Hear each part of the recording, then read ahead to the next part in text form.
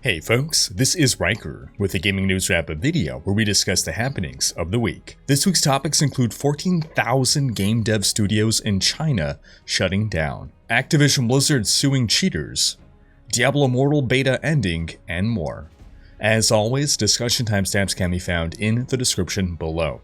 But right before we skip ahead, just a quick reminder to ring that sub notification bell to be alerted to new Saturday episodes and stay up to date with gaming news highlights. Now before we move on, just a quick word from this video's sponsor, Squarespace. I built my website, Rhykker.com, using Squarespace, and I was able to do everything myself, quickly and easily, and with zero education in the field, all thanks to how easy Squarespace is to work with. Watch how easily I update my Diablo 3 page to embed my latest Season 25 YouTube videos. Everything was set up with some templates that I was able to easily customize to my needs. No knowledge of coding required. You can even connect your social media profiles to automatically push website content to your socials, and even set up members-only areas with exclusive content. Basically, if you want to build a website, I recommend Squarespace.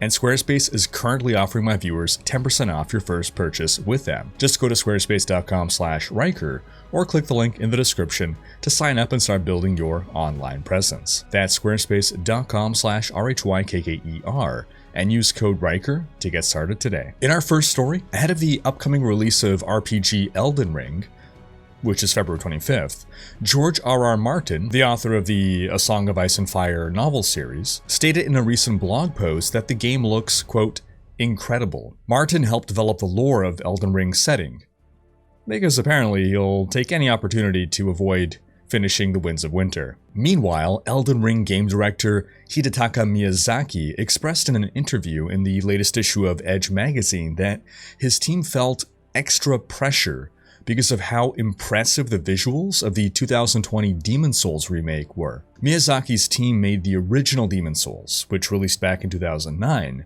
but it was Bluepoint Games that made the remake, which received widespread praise for its visuals that were believed to have set the new bar for next-gen console games. Miyazaki said, quote, I'm pretty sure our graphics creation staff felt that pressure more than anyone else. And not just with Elden Ring, but with all the games we make. Graphical fidelity is not something we put as the top priority. What we ask for on the graphics side depends on the systems and requirements of the game itself, and it takes less priority compared to the other elements of development. I'm sure this is a sentiment that all gamers can appreciate. Gameplay should come first, of course, but I could understand feeling the pressure. You wouldn't want someone else's remake of your old game to have better graphics than your new game, which even releases a couple years later. Now, I know a lot of you are hyped about Elden Ring, so I'm wondering for how many of you is this a day one purchase, and how many will wait for reviews? Sound off in the comments. In other news, journalist Jason Schreier got some insider scoops on BioShock creator Ken Levine's new game. And it doesn't sound too good. Ken Levine was a lead designer on 1999's System Shock 2, and creative director on BioShock and BioShock Infinite. He's received numerous accolades throughout his career, and many gamers have been eagerly anticipating what he'll release next. In 2014, he shut down his studio, Irrational Games, because he wanted to work with a smaller team, and he took 15 former Irrational Games employees with him to found Ghost Story Games. Since then, as per Schreier, the team has been developing a game that was originally supposed to release in 2017, then 2018, then 2019, getting rebooted several times in the process, and today the game neither has a release date nor even a name. This is according to a number of current and former employees at Ghost Story Games that Schreier spoke to. Now, the original concept of the game was narrative Lego, with NPCs in the world reacting to players' actions in such a way as to ensure that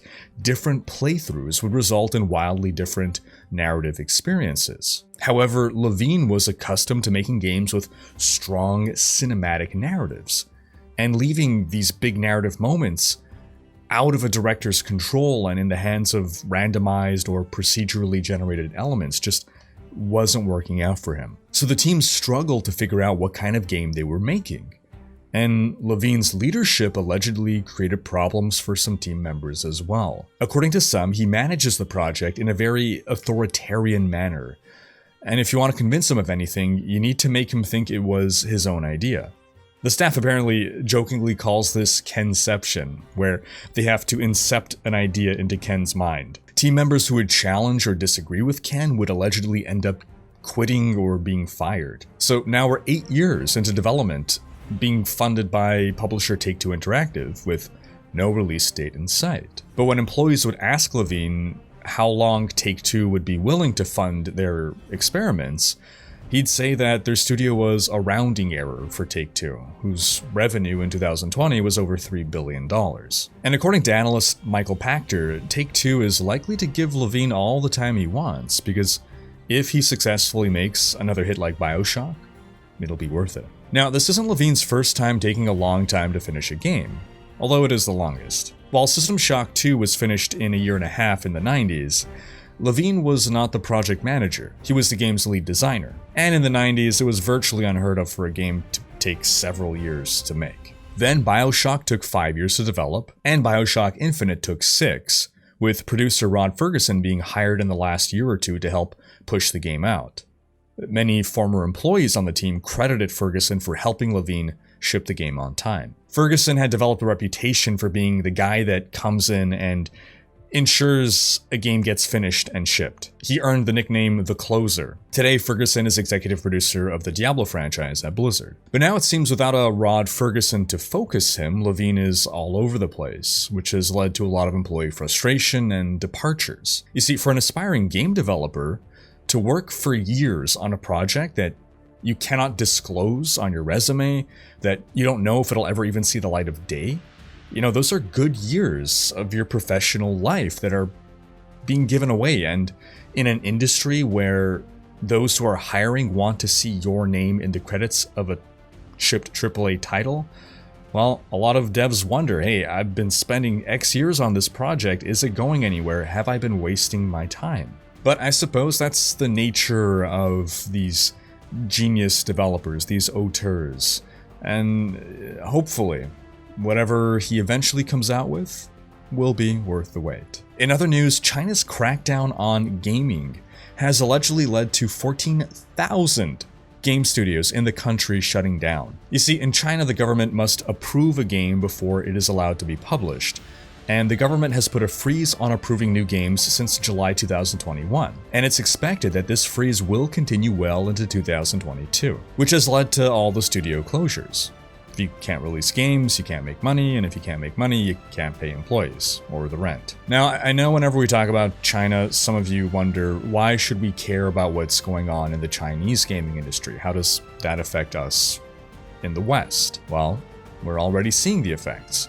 Giant companies like Tencent have been increasing their foreign investments, buying up more Western game developers. And while Tencent, for instance, does seem to have a mostly hands-off approach, since they own League of Legends, for instance, and Path of Exile, and they just let the devs do their thing, anytime you see a monopoly starting to form, it gets a bit concerning. Monopolies are never good for the health of whatever industry they form in. And that's not even to mention the 2021 class action lawsuit that was filed in California against Tencent, alleging user censorship and surveillance via their WeChat, since Tencent owns WeChat. But onto some Activision Blizzard news. The company has filed a lawsuit against Engine Owning, a website that sells cheats and hacks for games. In the lawsuit, Activision Blizzard claims that by selling cheats for Call of Duty Warzone, Engine Owning has caused the company to, quote, suffer massive and irreparable damage to its goodwill and reputation, and to lose substantial revenue. Oh yeah, that's what caused the massive and irreparable damage to Activision Blizzard's goodwill and reputation. It was the cheats. That's what did it. Activision Blizzard is suing for millions of dollars and to shut down the prolific cheat site.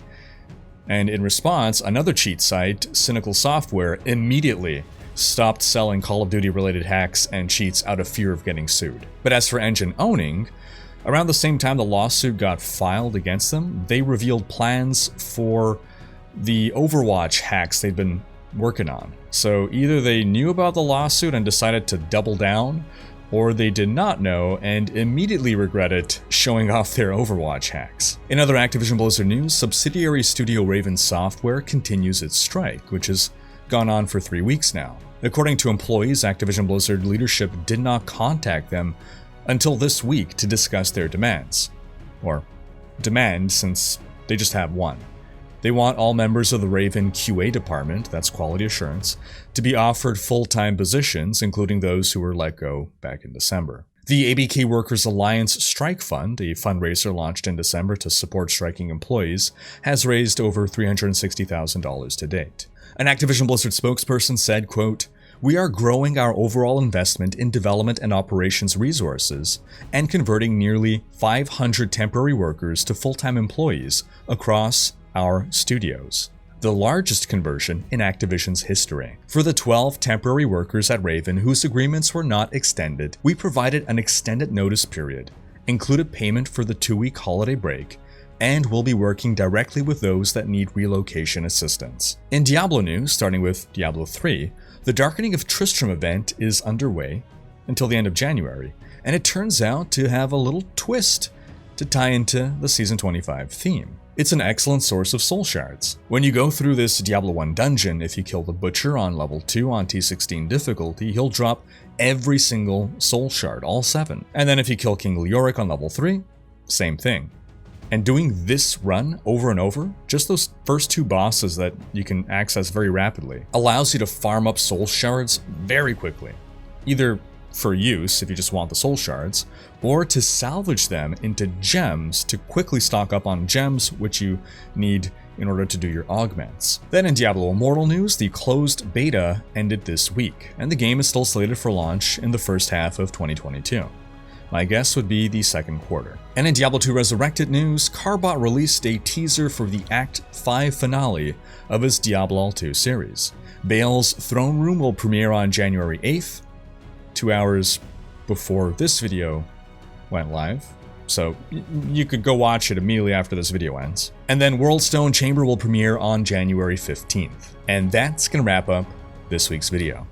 But do be sure to have checked out last week's video in which we discussed the new AAA title that Blizzard is working on. Thanks for watching. Special thanks to my Twitch, Patreon, and YouTube supporters for making these videos possible. If you like what you see on this channel and want to support the creation of more content, you can consider pledging on YouTube or Patreon and unlocking behind-the-scenes content, monthly virtual hangouts, and more. If you enjoyed this video, please share it, check out these other videos, and subscribe to join Rhykkers Raiders for more gaming content.